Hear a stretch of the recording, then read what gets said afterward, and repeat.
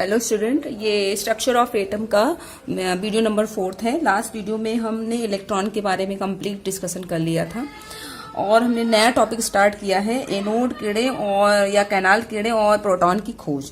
तो यहाँ पर हम एनोड रेज एक्सपेरिमेंट देखेंगे और साथ में फिर हम उसके आधार पर हम प्रोटॉन को देखेंगे कि प्रोटॉन की डिस्कवरी कैसे हुई है। तो सबसे पहले जैसे कैथोड किरणों में कैथोड एक्सपेरिमेंट को जूलियस प्लकर ने किया था, वैसे ही यहाँ पर प्रोटॉन के केस में एनोड किरणों पर एक्सपेरिमेंट किसने किया? गोल्डस्टीन ने। तो इसको हम पॉइंट वाइज देखेंगे कि गोल्डस्टीन क्या कह रहे हैं। तो गोल्डस्टीन देखिए क्या कह रहे हैं। गोल्डस्टीन साइंटिस्ट हैं। तो गोल्डस्टीन ने जो है एनोड किरणों पर एक्सपेरिमेंट किया, वही सेम विसर्जन नली लेकर के दूसरी तरीके से उन्होंने एक नए प्रकार की किरण की खोज की। तो Goldstein discovered a new type of rays in the discharge tube. भाई जब इलेक्ट्रॉन की खोज हो गई कैथोड किरणों के आधार पर, तो हुआ कि नहीं, फिर जाहिर सी बात दिमाग में आएगा ना कि इलेक्ट्रॉन की हो गई तो चलो अब कोई और एक्सपेरिमेंट करते हैं और देखते हैं कि क्या कोई और भी किरण है उसमें उपस्थित है। तो उसी तरीके से एक्सपेरिमेंट होते रहे और नई नई खोज होती रही। तो गोल्डस्टीन ने जो है डिस्चार्ज ट्यूब में एक नए प्रकार की किरण की खोज की। तो Goldstein discovered a new type of rays in discharge tube. एक नए प्रकार की डिस्चार्ज ट्यूब में एक नए प्रकार की किरण की खोज की। क्या किया उन्होंने देखिए। तो उसके लिए उन्होंने कैसे खोज किया? तो सबसे पहले गोल्डस्टीन ने जो है एक डिस्चार्ज ट्यूब लिया और डिस्चार्ज ट्यूब में 2 प्लेट लगाया, एक तरफ एनोड दूसरी तरफ कैथोड। कैथोड छिद्रित होना चाहिए और जो है किरणें एनोड से कैथोड की तरफ गई और बैटरी लगा दिया हाई वोल्टेज, और इलेक्ट्रिक करंट जब पास हुआ तो किरणें एनोड से कैथोड की तरफ मूव करने लगी। जब एनोड से कैथोड की तरफ किरणें निकलने लगी तो उसको एनोड रेज कह दिया गया। और कैथोड चूंकि छिद्रित था, कैनाल से छिद्र से निकल के जा रहा था, इसलिए उसको जो है कैनाल रेज भी कह दिया गया। तो गोल्डस्टीन यूज्ड परफोरेटेड मतलब छिद्रित, perforated cathode in the discharge tube मतलब गोल्डस्टीन ने डिस्चार्ज ट्यूब में छिद्रित कैथोड का उपयोग किया। ऑन पासिंग, अब उन्होंने क्या किया? इलेक्ट्रिक करंट पास किया। On passing the electric current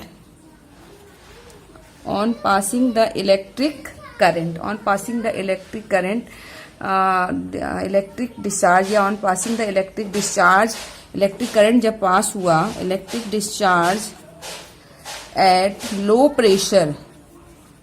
pressure पर, कम दाब पर, ही ऑब्जर्व्ड, तो उन्होंने क्या ऑब्जर्व किया? He observed a new type of rays behind the cathode. तो देखिए क्या इसमें क्या उन्होंने देखा।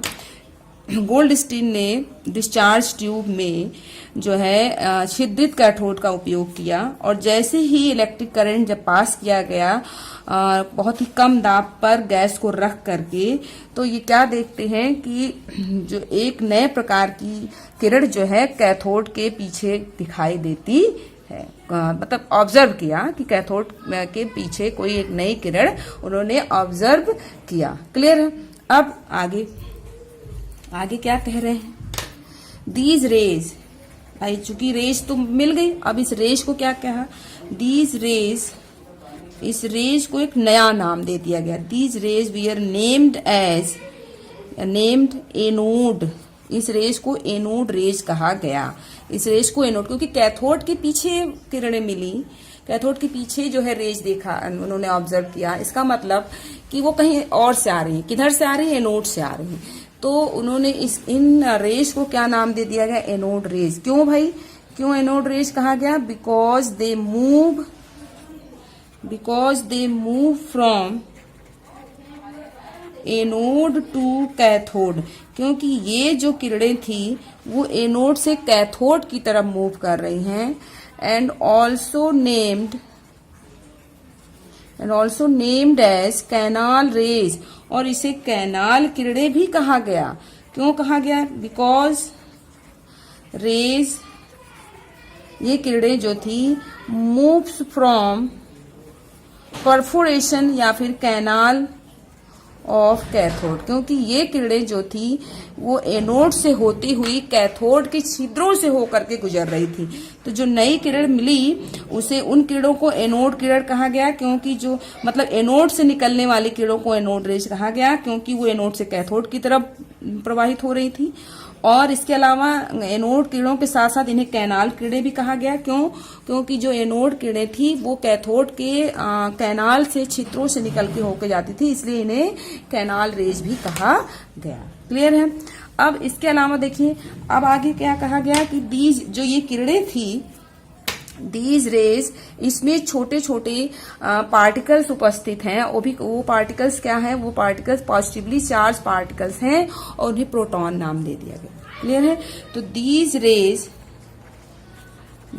Raise were found to consist of positively charged particle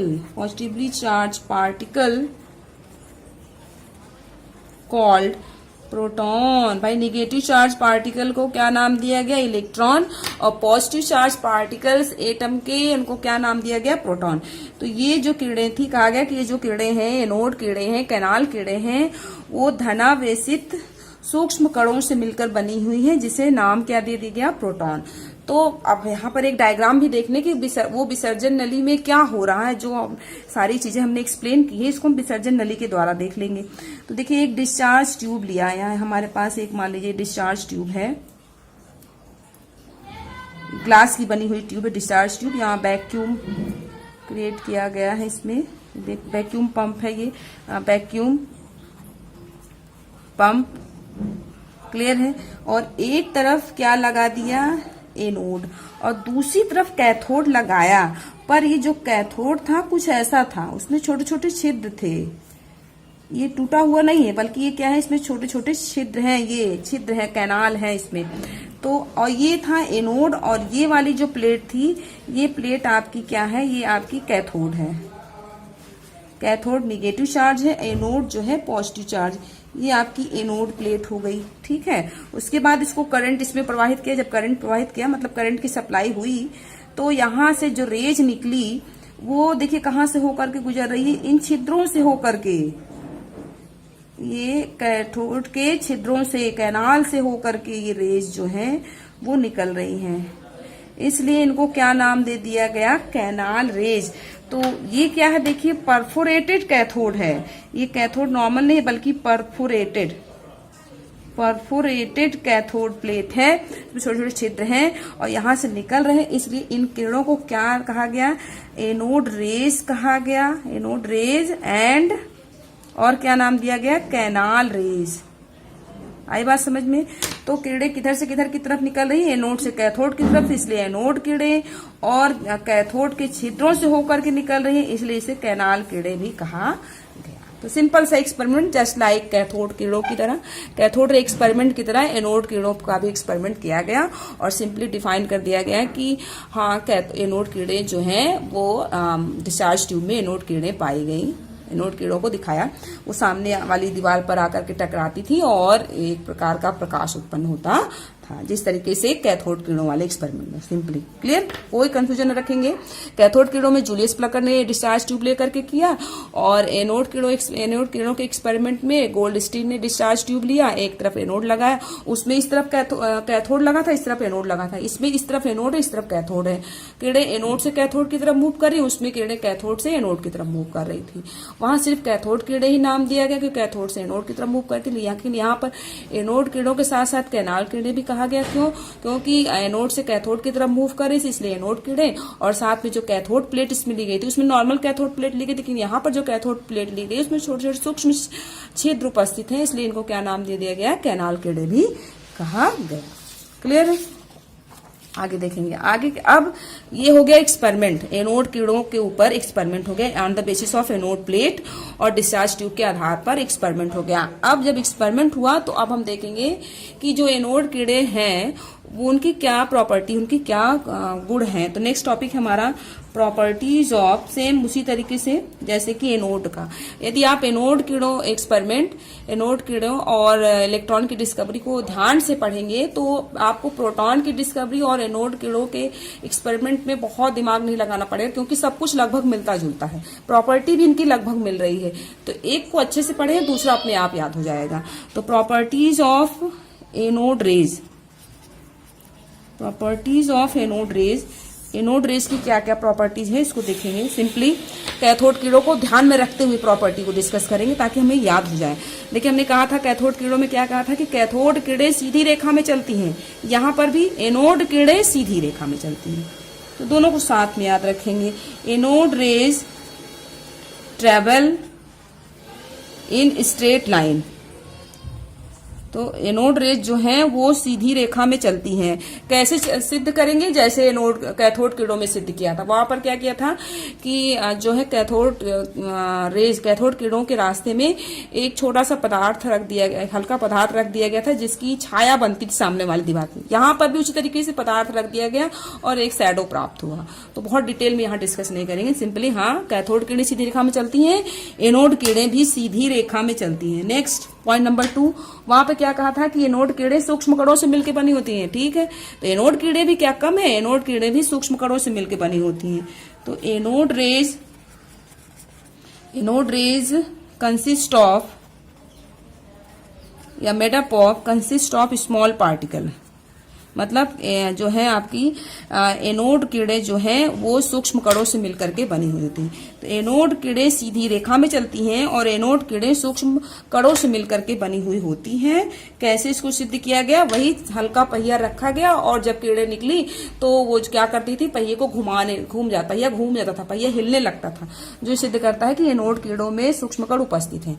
फिर कहा गया कि जो कैथोड कीड़े थी, कैथोड कीड़ों को याद करिए, उसमें कहा गया था कि कैथोड कीड़े चुंबकीय और विद्युत, मतलब चुंबकीय क्षेत्र द्वारा और विद्युत क्षेत्र द्वारा विक्षेपित होती है। यहाँ भी लेकिन थोड़ा सा अंतर है, वहां पर आपने देखा था कैथोड कीड़े जो थी वो विद्युत क्षेत्र में किस तरफ, पॉजिटिव धनात्मक प्लेट की तरफ विक्षेपित होती है। यहाँ पर क्या होगा, एनोड कीड़े विद्युत क्षेत्र में धनात्मक नहीं ऋणात्मक प्लेट की तरफ विक्षेपित होंगी, ऋणात्मक की तरफ विक्षेपित होंगी, जो ये सिद्ध करेगा कि एनोड कीड़ों में जो कण उपस्थित है वो धनात्मक है, तभी वो ऋणात्मक प्लेट की तरफ विक्षेपित हो रहा, क्योंकि प्लस माइनस एक दूसरे को अट्रैक्ट करते हैं। क्लियर है। तो नेक्स्ट हमारा होगा कि anode rays deflected by magnetic and जो है electric field. Anode rays are deflected bye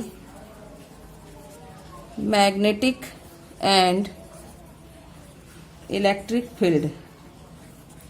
कहने का सिंपल सा मतलब ये है कि एनोड कीड़े जो है चुंबकीय और विद्युत क्षेत्र द्वारा विक्षेपित होती हैं, इलेक्ट्रिक फील्ड। अब जो इलेक्ट्रिक फील्ड किस तरफ होती हैं, towards negatively charge particle, in electric field towards negatively charge particle, towards negatively charge plate, ऋणावेशित प्लेट की तरफ, वहां पर धनावेशित प्लेट की तरफ। दिस इंडिकेट, ये क्या इंडिकेट कर रहा है, this indicates that they are positively charge, ये इंडिकेट करता है कि यदि वो ऋणात्मक प्लेट की तरफ विक्षेपित हो रहे हैं तो इसका मतलब वो पॉजिटिव चार्ज्ड हैं। क्लियर है। तो एनोड कीड़े चुंबकीय और मैग्नेटिक विद्युत और जो है चुंबकीय क्षेत्र द्वारा विक्षेपित होती हैं और विद्युत क्षेत्र अप्लाई करने पर ये निगेटिव प्लेट की तरफ, ऋणावेशित प्लेट की तरफ विक्षेपित होती हैं, जो ये सिद्ध करता है कि वो पॉजिटिव चार्ज है, धनावेशित है। क्लियर है। नेक्स्ट अगली प्रॉपर्टी क्या कह रहा है, अगला कह रहा है कि जो एनोड रेज है वो फोटोग्राफिक प्लेट के द्वारा इफेक्टेड होते हैं, फोटोग्राफिक प्लेट के द्वारा इफेक्ट होते हैं। तो फोटोग्राफिक प्लेट को इफेक्ट करते हैं। तो anode rays affected photographic plate. देखिए वहां पर भी पढ़ा था कैथोड किरणें भी फोटोग्राफिक प्लेट को इफेक्ट करती हैं, एनोड किरणें भी फोटोग्राफिक प्लेट को इफेक्ट करती हैं, तो फोटोग्राफिक प्लेट को इफेक्ट कर रही हैं। नेक्स्ट है कि एनोड रेज जो है वो फ्लोरेसेंस प्रोड्यूस करती हैं। एनोड रेज मतलब प्रतिदीप्त, एनोड रेज प्रोड्यूस, वहां पर भी था प्रतिदीप्त ग्रीन कलर की light. Anode rays produce fluorescence, anode किरणें जो हैं वो प्रतिदीप्त उत्पन्न करती हैं, और एनोड किरणें जो हैं वो धातु की पतली पन्नी को छेद कर आर पार निकल जाती हैं। Anode rays can penetrate through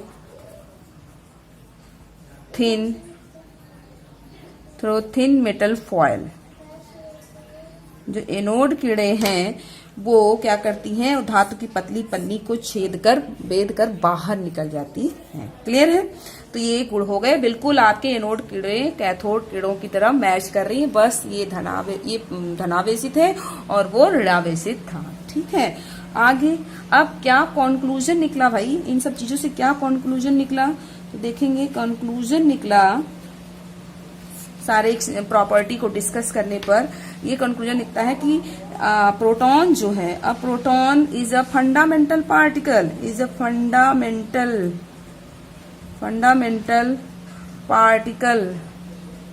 fundamental particle of atom. Proton जो है वो परमाणु का एक मूल कण है। फंडामेंटल पार्टिकल कैरिंग, सेम बिल्कुल इलेक्ट्रॉन की तरह, carrying 1 unit positive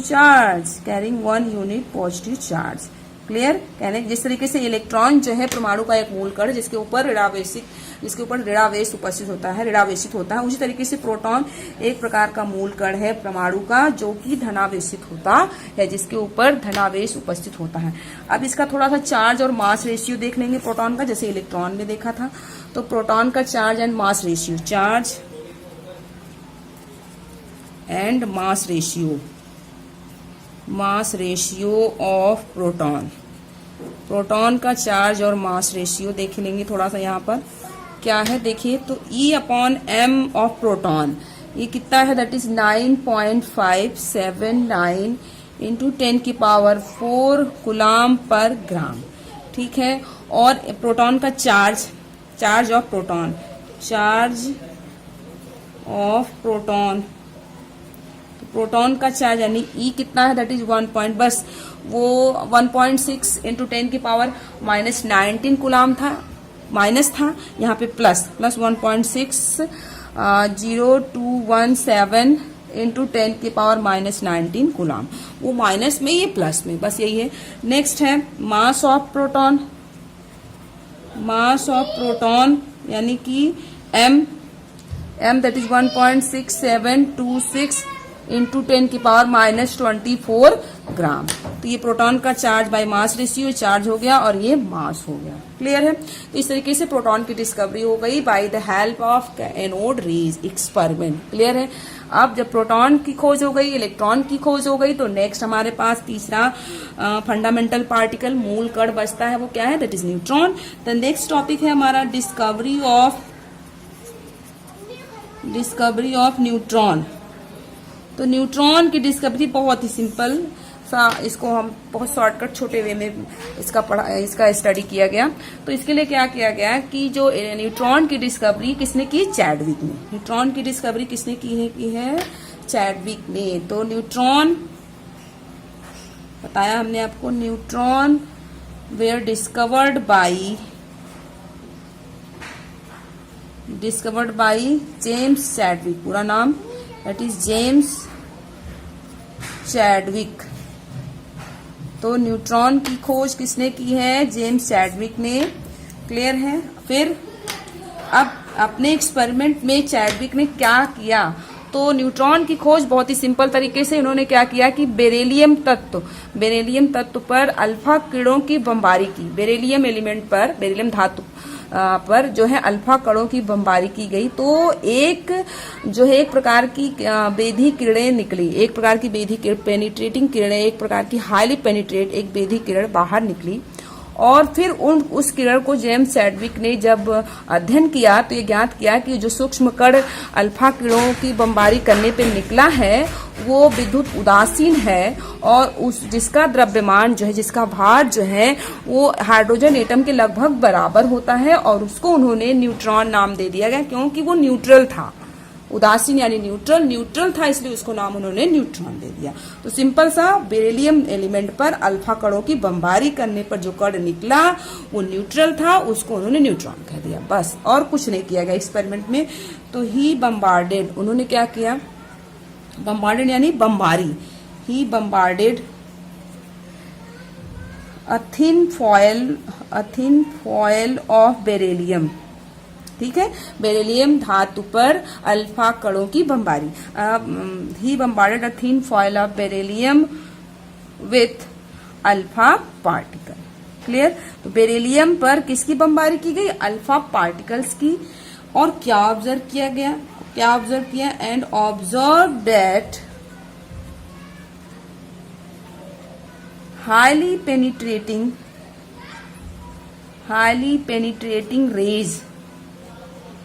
rays consisting of neutral particle